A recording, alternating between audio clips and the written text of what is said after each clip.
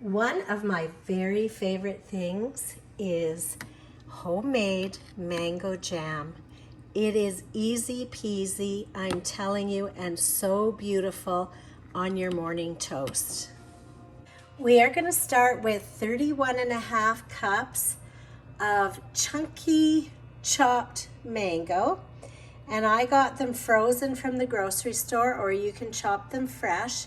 But they are easy frozen, I have to say, because you just take them out of the bag, put them in your pot, and there you go. So you don't have to break these down. They can be chunky. In fact, I prefer them chunky because then they soften down by their own, but you'll have little chunks of mango in your jam, and it tastes awesome on your toast. So you're gonna start with 31.5 cups of chopped mango. So I have 15 lemons here, and I have softened them in hot water. So all I did was pour hot water from the tap over them before I cut them and let them sit, and that makes them nice and juicy, and it makes them easier to juice. So I've got 15 lemons here that I'm going to juice, and this is going to add, it's going to do a few things. So these lemons are going to do a few things for you. One, they're going to make your jam nice and bright because the acid in the lemons gives the jam a nice bright color. So, you know, nature knows how to do that. And also, your jam is going to be packed with vitamin C. So that's awesome.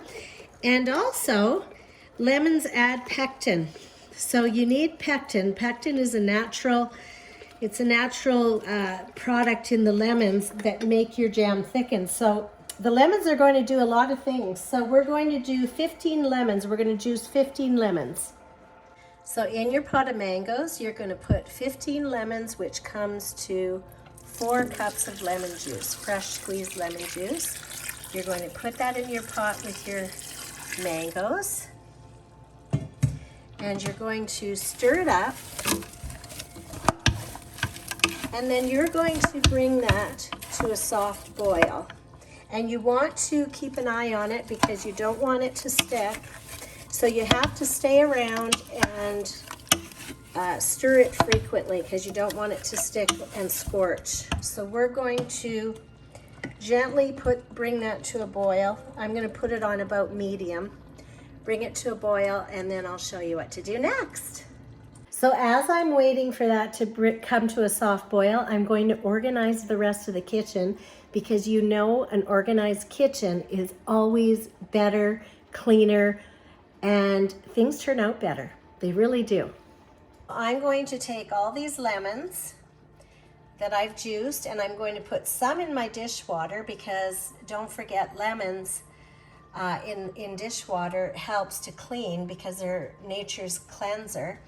And I'm going to chop up the rest of them and put them in my composter to get ready to bring them outside. So don't forget about your composter. When you get to this consistency where it's a little bit thicker, you are going to put in your honey. A little bit thicker. You're going to put in your honey, and you're going to put in 13 cups of honey into this simmering mango juice. So 13 cups of honey goes into the simmering pot.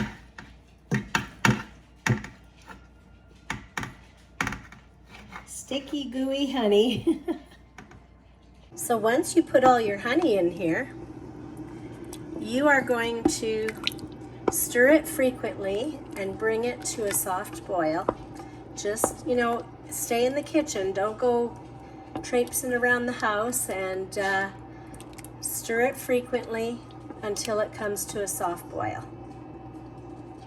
So when you get to a soft boil like this, you're going to turn it down and keep it at that type of boil. Just, you know, you want to simmer it. So this is just a gentle simmer. You don't want to have it really boiling hard. So just keep it simmering like this, and don't forget, stir it often, okay?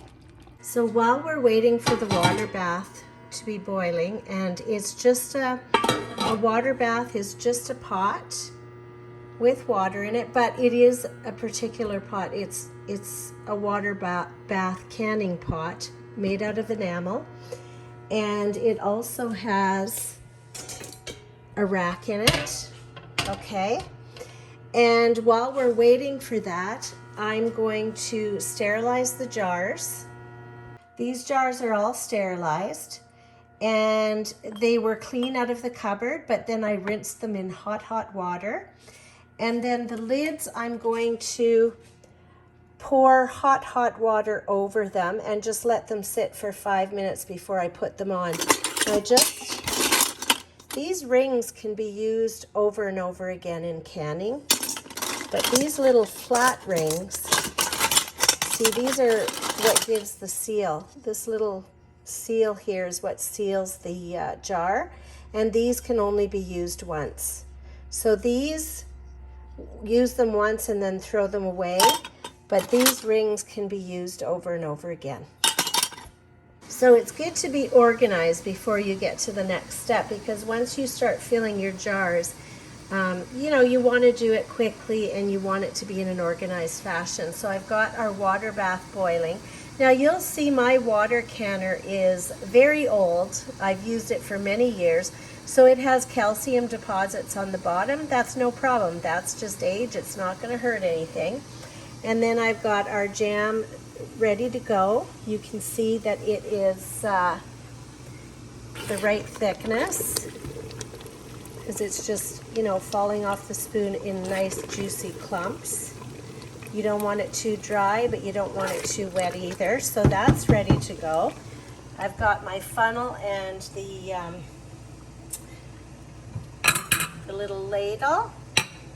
I've got my jars that I've sterilized with hot water, and I've got my rack. Again, my rack is rusty because it's old, but don't worry about it. That's just part of the process. Sometimes old things are great too. So we're ready to go, and now we're going to fill these jars and get them ready for the water bath. So I'm going to take my funnel, put it on a jar, and then I'm going to spoon the jam into these jars. And you see, not really, I have to put you up. Okay, so I'm going to spoon the jam, ladle the jam into these jars like this. Let's do this one because you couldn't really see that other one.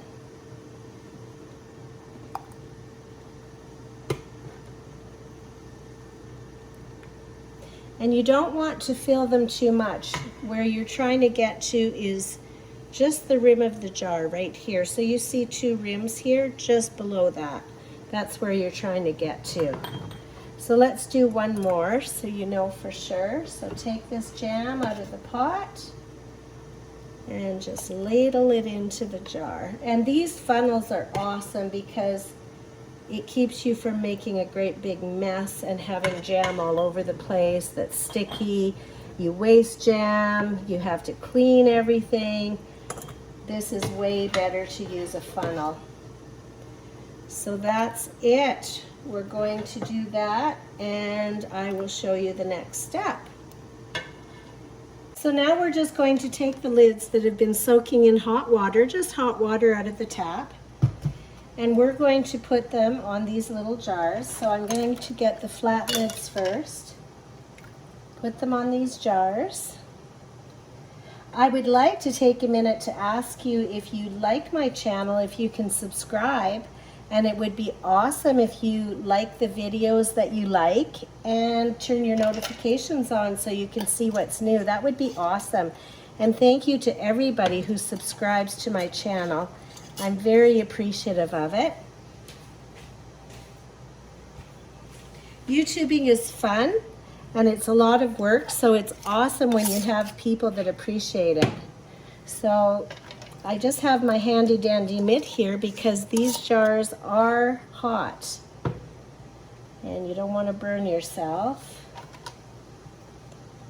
And that's all I'm doing is screwing it on. You don't have to screw them on tight. A lot of people think that you have to put these lids on really tight. No, you just have to put them snug. You don't need to put them on tight. That's it. Okay, so we're going to get it ready for the next step.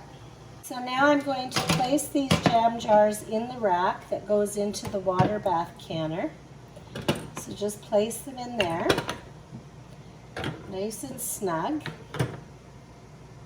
And then I'm going to take this rack, and what I do is I kind of temper the jars a little bit, because I have had it happen where I've put them into the canner too fast and 1 or 2 jars have broken. So I just get it used to the hot water a little bit by holding it above, and then I kind of just gently bounce it up and down in the water just to temper those jars.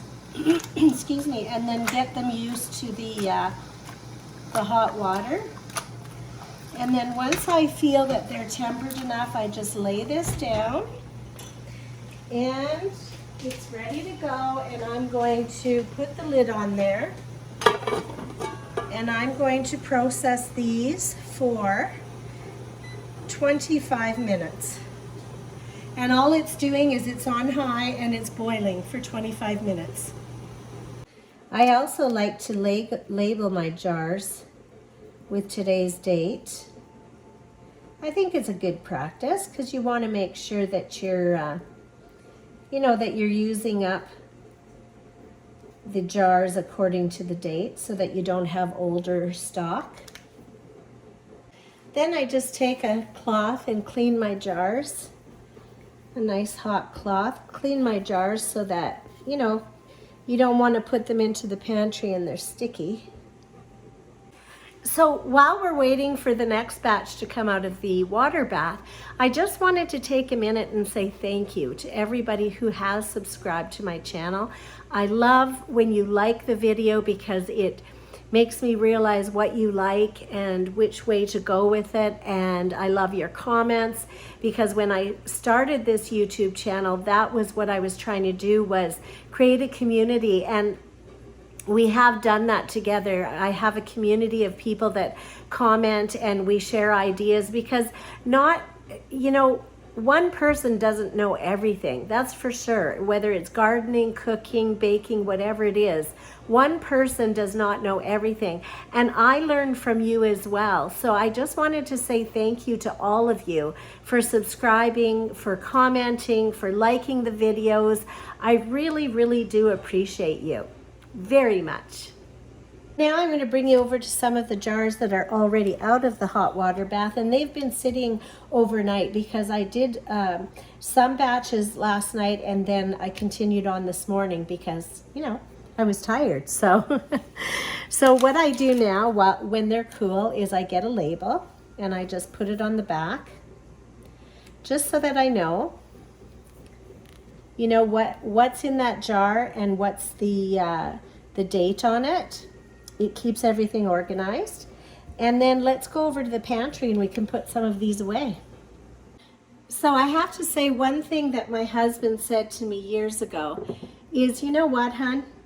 Don't hide your preserves. They're too pretty. You have to display them because they look like, he's the one that said they look like little jewels, and they really, really do. So when we added on to the farmhouse, my husband had this cabinet built for me, which I just love because I'm filling it with preserves right now. And I encourage you to display your preserves because they are work, and they are, to me, they're art. They're just absolutely beautiful, and I like to see them, and people like to see them as well. It makes them encouraged to do some preserves as well. So I encourage you. It might not, like for years I didn't have a beautiful pantry like this, but I would just put a shelf up and display your preserves, because it is something to be proud of, because they are absolutely beautiful. So these jars have been processing and they're ready to go. So this is what I like about this little rack, is I just tip it and drain it off, and then I take this and put it down for a second, and I'm going to bring it over to a towel. So I'm just going to get the rack, and then I set it down, and then I take these beautiful jars and let them sit out on this towel. And you're going to hear a bunch of popping. And that is the beautiful sound of these lids sealing. So they're going to sit there and they're going to pop, and that is it. You've got your mango jam in a preserve jar ready for you to have whenever you'd like to put on the table. So one of my favorite things is definitely preserving your own homemade mango jam. I encourage you to try this. It's not hard. Yes, it takes time, but it is not difficult. You can see it's just a process. I like to spend, I like to make sure that I have the day, for preserving, because I don't want to rush. But if you can set aside even half a day, but really a full day is great for preserving. It is such a treat to be able to take one of these jars. Oh, did you hear that pop? That means it's sealing. That's my favorite sound. Pop, pop, pop, pop, pop, pop, pop. I love it. So one of the greatest things is to take your own homemade jam off the pantry shelf and serve it to whoever. Serve it to yourself and enjoy it and know the love and work that went into this jar of jam, right? You have a great day.